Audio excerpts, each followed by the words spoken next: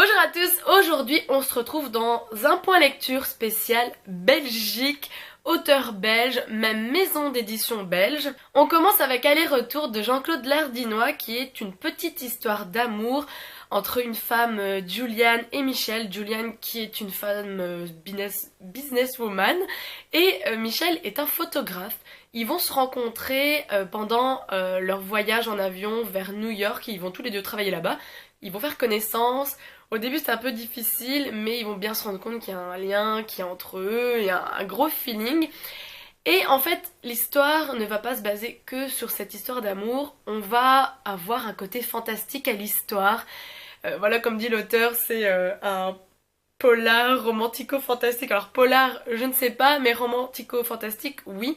On va très vite comprendre qu'il existe une entité supérieure, un il. Allez, moi je l'ai un peu comparé à un dieu, même si ce n'est pas un dieu comme on pourrait le voir dans les religions, mais une personne ou une entité qui va décider de votre destin, de votre naissance jusqu'à votre mort. Et il avait décidé que ces deux personnages ne devaient pas se rencontrer, ils ne devaient pas finir ensemble. Et un de ses employés va décider le contraire, il trouve qu'ils sont faits l'un pour l'autre et va tout faire pour qu'ils finissent ensemble. Et ce personnage s'appelle Gabriel, donc moi clairement ça m'a fait beaucoup penser à l'ange Gabriel. C'est une petite histoire qui fait plus ou moins 260 pages, les chapitres sont très très courts, ce qui fait que ça se lit quand même très rapidement. En plus voilà, moi les histoires d'amour, j'adore ça, et en plus voilà, j'étais très prise par le côté fantastique, j'avais envie d'en savoir beaucoup plus. D'ailleurs après l'avoir lu, j'ai même envoyé un mail à l'auteur pour lui demander d'avoir plus d'explications sur cette entité supérieure qui décide de notre destin. Enfin voilà, ça m'intriguait beaucoup. Alors en plus le livre va aussi aller un petit peu dans toute la région, comme l'auteur est montois. Qui est de ma région, bah c'est toujours sympathique de voir les villages qu'on connaît, voilà, que je passe en voiture, c'est toujours super agréable. Les 7 portes de la fabuleuse historicité de Léon Chevalier et Denis Coulon.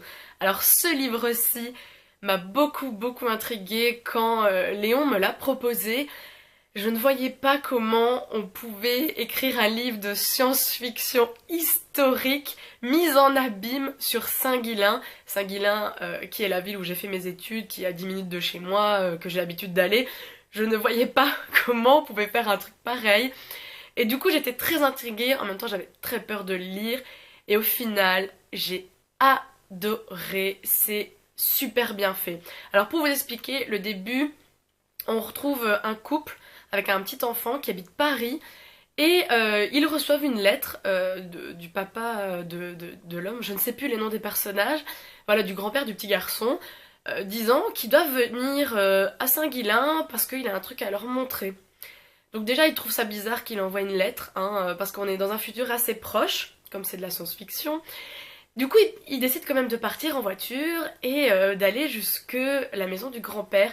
Le grand-père qui est un peu un savant fou, voilà, il est physicien, on va parler de mécanique quantique, enfin voilà, vraiment le savant fou, le gars qui sait tout faire en sciences.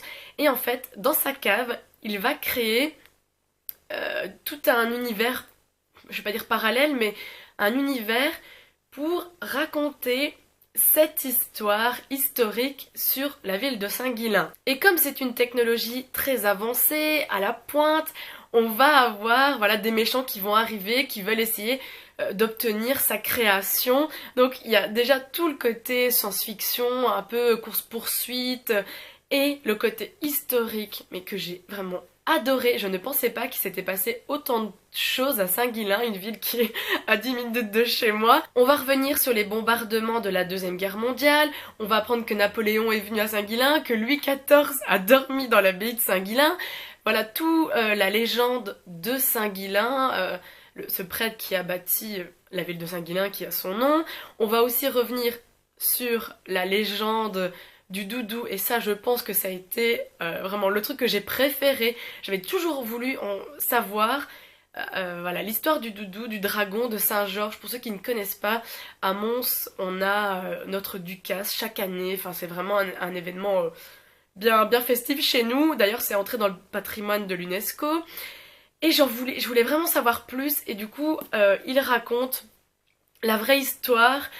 Et voilà, à peu de choses près, le doudou aurait pu se faire à Saint-Guilain quand on y pense. Je pense que vous avez compris que j'ai adoré ce bouquin. Voilà, parler d'histoire et de science en même temps, mais c'est vraiment fait pour moi. Alors en plus, le vocabulaire que Léon emploie, waouh, waouh, il y avait des mots que j'avais jamais entendus. J'étais tout le temps en train de regarder avec mon téléphone ce que voulaient dire certains mots. Enfin, c'est voilà, une lecture très enrichissante, point de vue scientifique, historique et même le vocabulaire.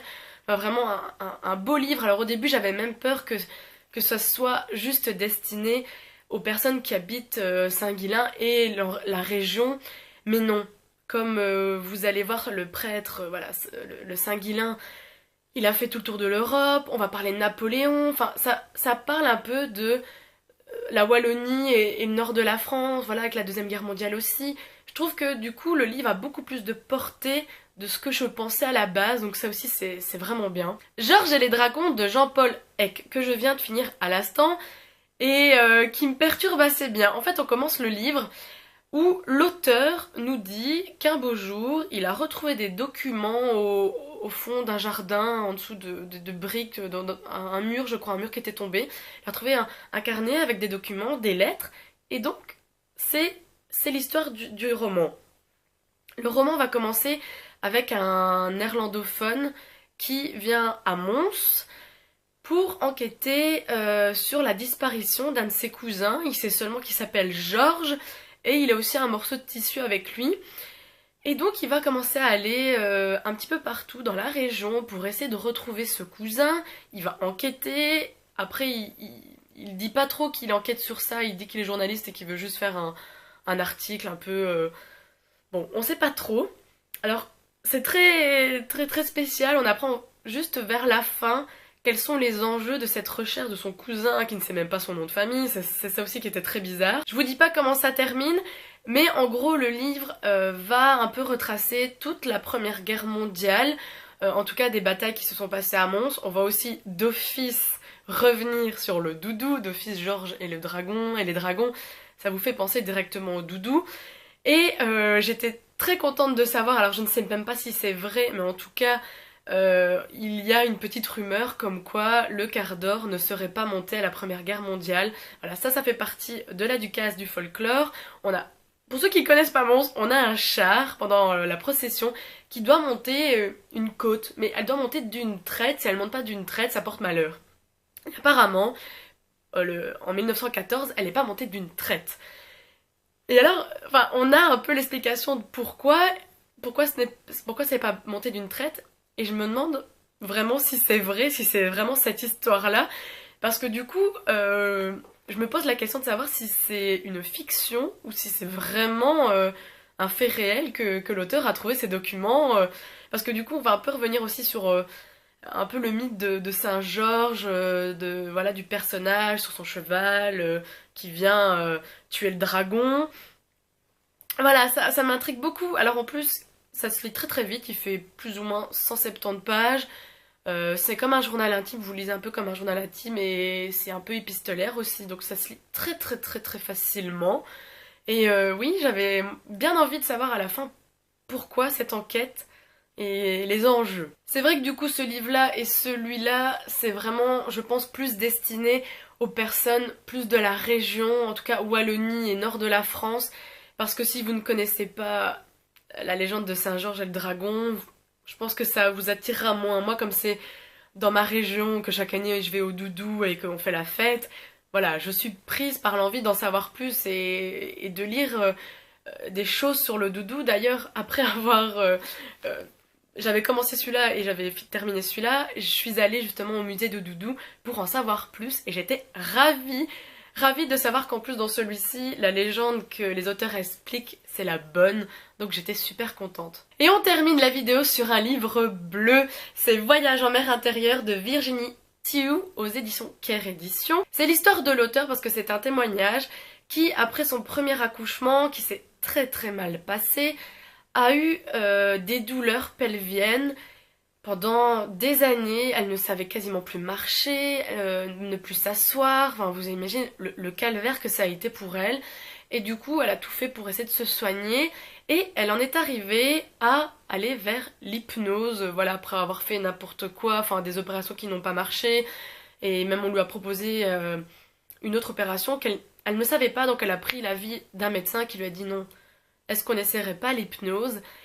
Et là va découler plein de révélations sur elle-même, sur sa famille, sur un immense secret familial. Et donc on va commencer à en savoir plus sur la mémoire transgénérationnelle qui, moi, m'a fascinée, m'a fait comprendre aussi des choses sur moi-même parce qu'à la base, si j'ai eu envie de le lire, c'est parce que ça parlait d'hypnose. J'ai déjà fait de l'hypnose, mais moi, ça n'a pas réussi à me guérir, on va dire. J'ai toujours ce problème, mais j'avais vraiment adoré faire ça, c'est vraiment quelque chose d'incroyable.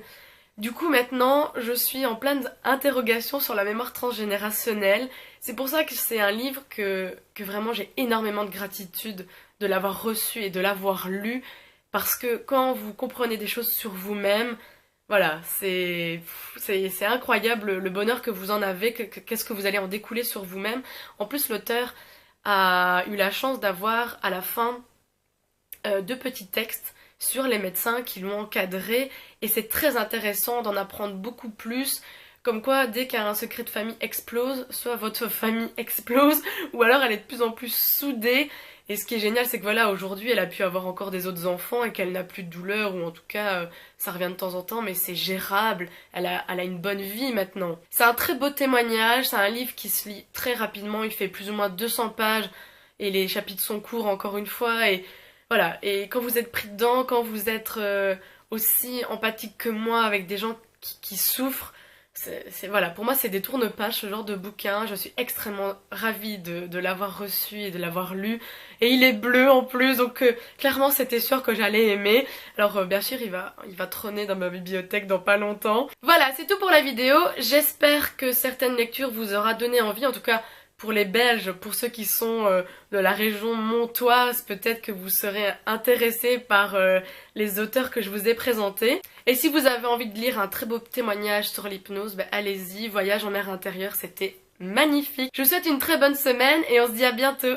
Salut! Allez, on y va! De maison d'édition belge. Non, allez, plus sérieusement. Ça va être compliqué, je suis fatiguée. Sous fifre,